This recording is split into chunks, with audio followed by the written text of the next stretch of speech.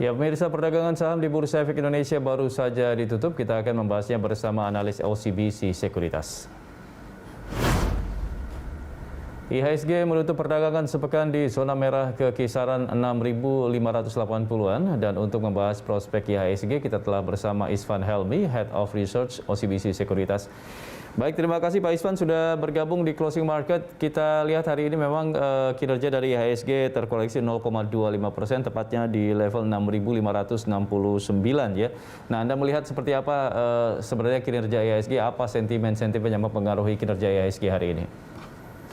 Ya, jadi selamat sore.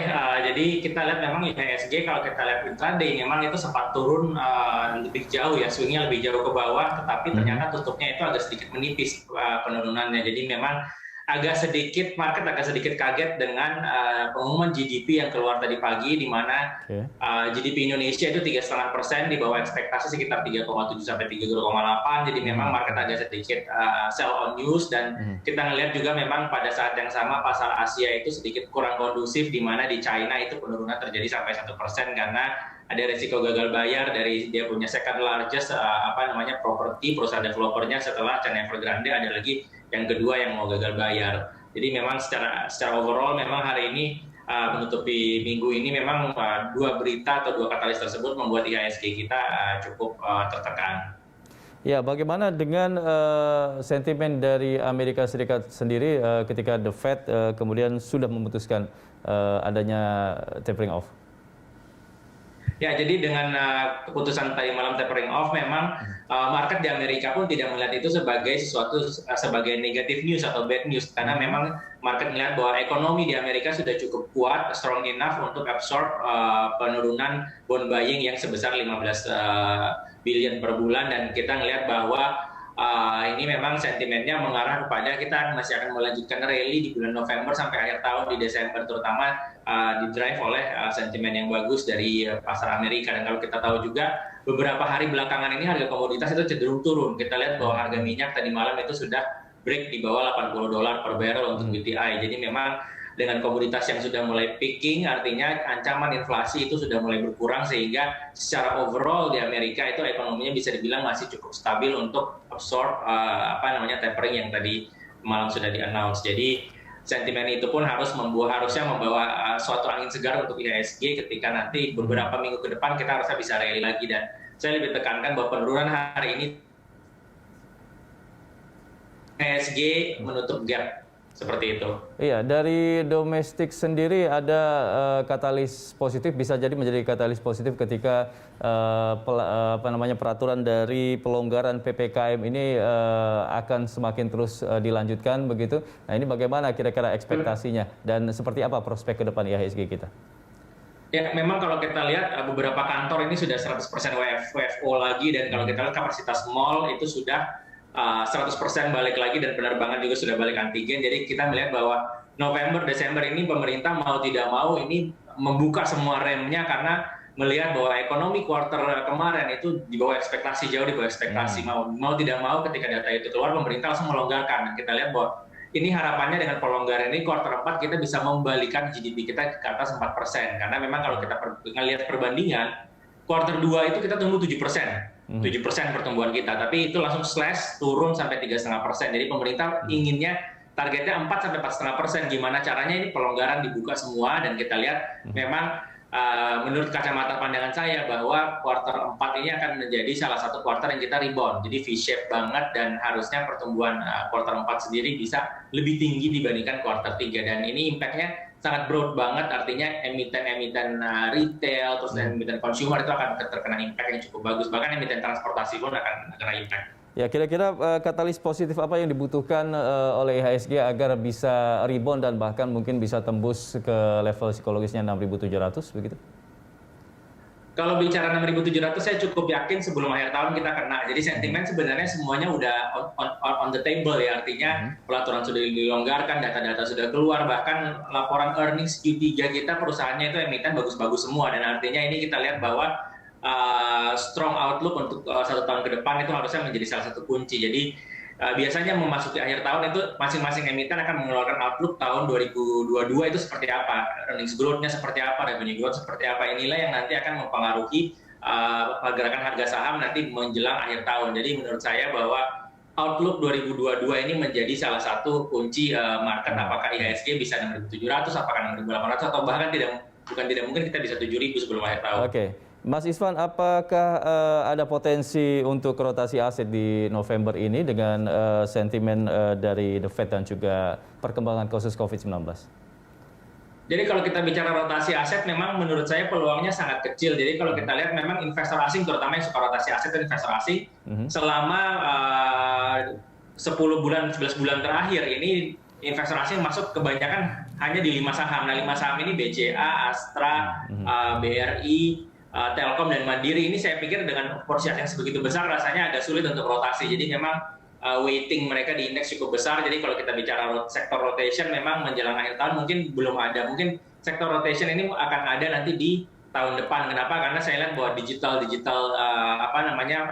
teknologi company Indonesia udah mulai namanya udah mulai menggaung, dan kita lihat bahwa nama menggaung tidak diikuti dengan laporan keuangan yang bagus. Jadi mungkin tahun depan saatnya kalau mereka bisa melaporkan laporan keuangan yang bagus, mungkin ada sedikit rotasi investor asing dari yang tadinya old names menjadi new economy. Jadi untuk akhir tahun saya tidak begitu mengharapkan banyak rotasi yang terjadi. Oke, baik. Mas Isvan, kira-kira rekomendasi dari OCBC Sekuritas sendiri untuk khususnya nih investor retail ini, kira-kira saham atau emiten yang patut dicermati dan juga dikoleksi ini di sektor apa saja?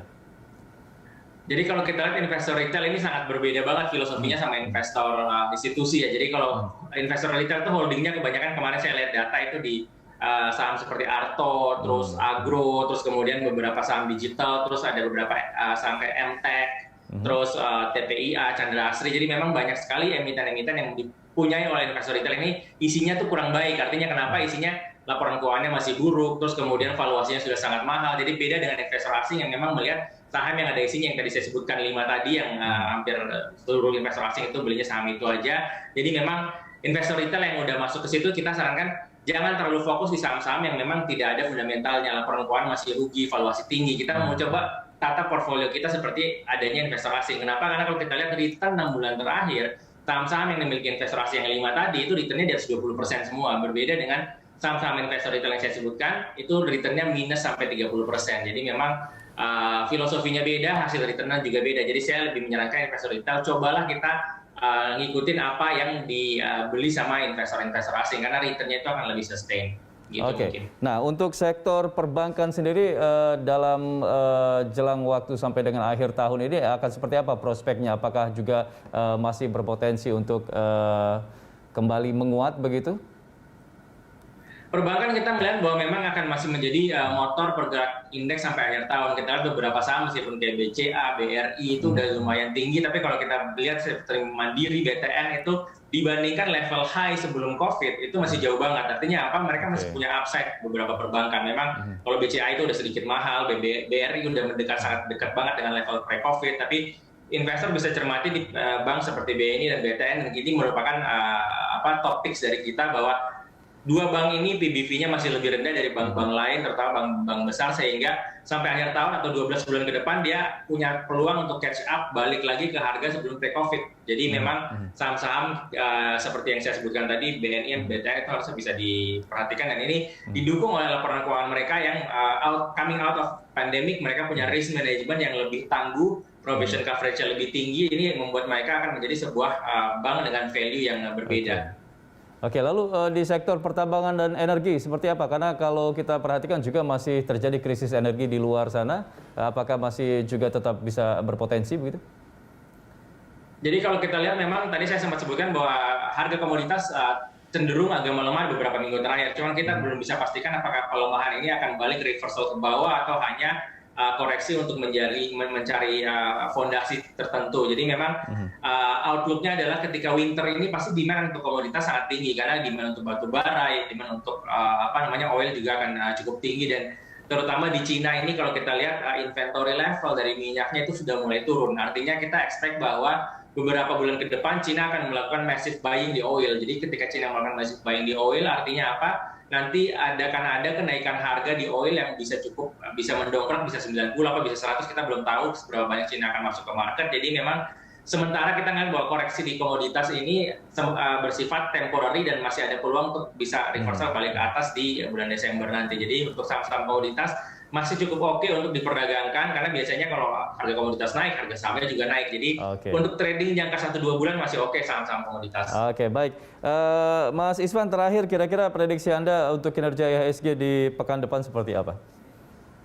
Pekan depan kalau kita lihat bahwa level yang 6.550 ini udah merupakan bottom untuk mingguan. Artinya peluangnya saya melihat adalah upside risk lebih besar daripada downside risk. Artinya IHSG mungkin di pekan depan bisa coba untuk tembus 6.650 at least batas atasnya, dan mungkin nilai tengahnya atau konservatifnya itu bisa di 6.600, dan peluang pekan depannya harusnya marketnya possible untuk bisa melanjutkan penguatan karena yang tadi saya sebutkan bahwa gap yang terbentuk di penurunan kenaikan beberapa hari lalu itu fully tertutupi hari ini, sehingga biasanya kalau technically speaking itu harusnya kalau gap fully tertutupi ready to bounce into another level. Oke, baik. Terima kasih banyak Mas Isvan atas analisa dan juga rekomendasi sahamnya. Selamat kembali beraktivitas Mas Isvan. Terima kasih. Ya.